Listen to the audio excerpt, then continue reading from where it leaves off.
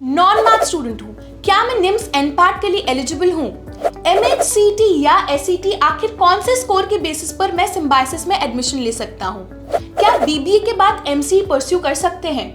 तो आप में से बहुत सारे स्टूडेंट्स ने ऐसे कई सारे इंटरेस्टिंग सवाल हमसे पूछे हैं। तो इस बार हम BBA फंडास बाय सनस्टोन के चैनल पर आप सभी स्टूडेंट्स के लिए question and answer series #BBA question answers लाए हैं, जिसमें हम आप सारे स्टूडेंट्स के सवालों के देंगे डायरेक्ट जवाब। हेलो फ्रेंड्स, मेरा नाम है नंदिनी, मैं खुद हूँ एक BBA ग्रेजुएट, मुझे है 2 साल का वर्किंग एक्सपीरियंस और इसी के बेसिस पर आज मैं आपको गाइड करने की पूरी कोशिश करूंगी। अगर आप इस चैनल पर नए हो तो इस चैनल को सब्सक्राइब कर ले, वीडियो को लाइक और शेयर करना ना भूलें। तो चलिए बिना किसी देरी के स्टार्ट करते हैं आज की इंपॉर्टेंट वीडियो।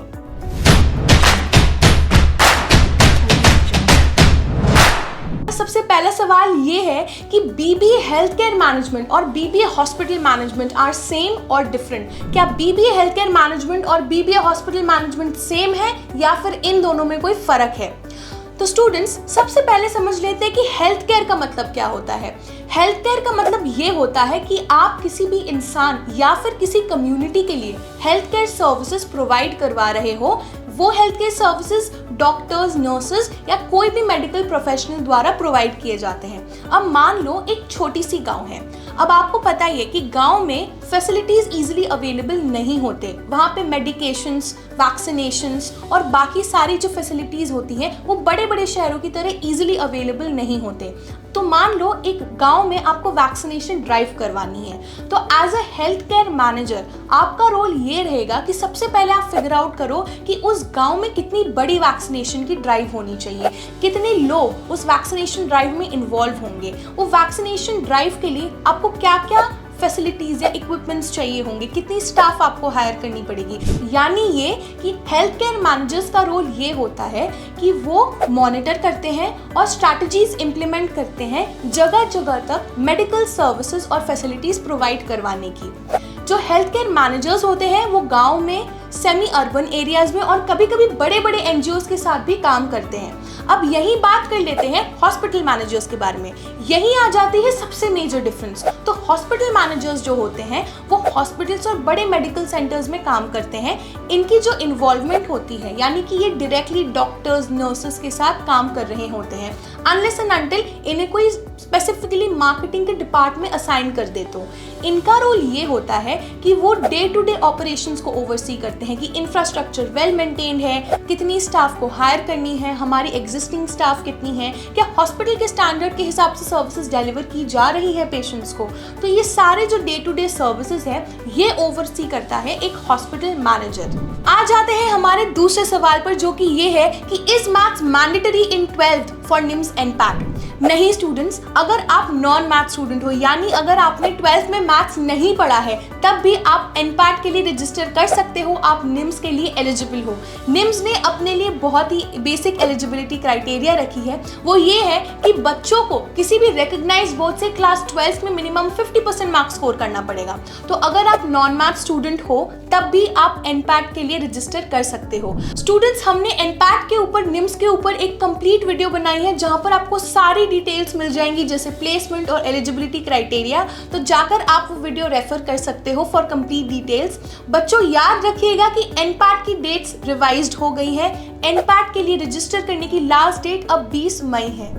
तो हमारा तीसरा सवाल ये है कि सिंस महाराष्ट्र गवर्नमेंट ने CET मैंडेटरी कर दिया है, तो क्या हमें सिम्बायोसिस में एडमिशन लेने के लिए SET देना पड़ेगा या फिर CET के स्कोर्स एक्सेप्टेबल हैं? सैडली बच्चों, आपको सिम्बायोसिस में एडमिशन लेने के लिए उसके खुद के एंट्रेंस टेस्ट यानी सिम्बायोसिस एंट्रेंस टेस्ट के लिए अपीयर करना पड़ेगा। MHCT के स्कोर्स एक्सेप्टेबल नहीं है। आ जाते हैं हमारे चौथे क्वेश्चन पर। किसी ने हमसे पूछा है कि मैम क्या आप हमें BBA इन बिजनेस एनालिटिक्स के टॉप 10 कॉलेजेस बता सकते हो? तो स्टूडेंट्स, मैं टॉप 10 कॉलेजेस के लिए अलग से एक वीडियो बनाऊंगी, लेकिन मैं आपके लिए अभी टॉप 3 कॉलेजेस जरूर बता सकती हूँ। तो सबसे पहला कॉलेज है PES यूनिवर्सिटी बैंगलोर। यहाँ से BBA परस्यू करने के लिए आपको इसके खुद के एंट्रेंस टेस्ट PES SAT के लिए अपीयर करना पड़ेगा। यहाँ पर 1 साल की फी है अप्रॉक्सीमेटली 2,80,000 रुपीज।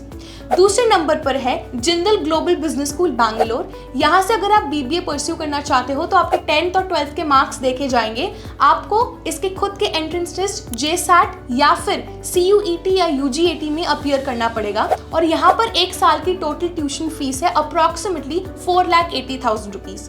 तीसरे नंबर पर है ITM यूनिवर्सिटी ग्वालियर।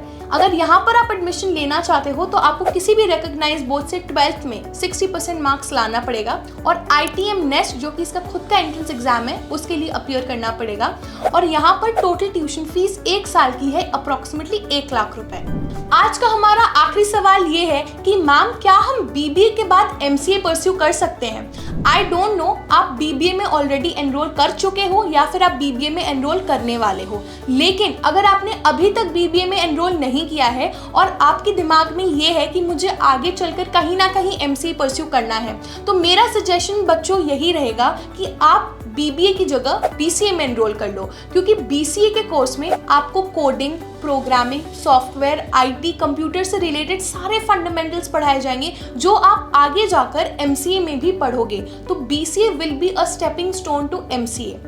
लेकिन आप कंफ्यूज्ड हो, आपको नहीं पता अभी क्या करना है, आपको BBA भी करने का मन है, तो आई वुड सजेस्ट आप BBA इन कंप्यूटर एप्लीकेशंस पढ़ सकते हो जो आज की डेट में बहुत ही बूमिंग कोर्स है बच्चों। एंड इसके टॉप 3 कॉलेजेस हैं Rathinam college of arts and commerce, Shri Ramakrishna college of arts and commerce Coimbatore और CMS college of science and commerce Coimbatore. इन टॉप 3 कॉलेजेस में आप ये कोर्स चेकआउट कर सकते हो।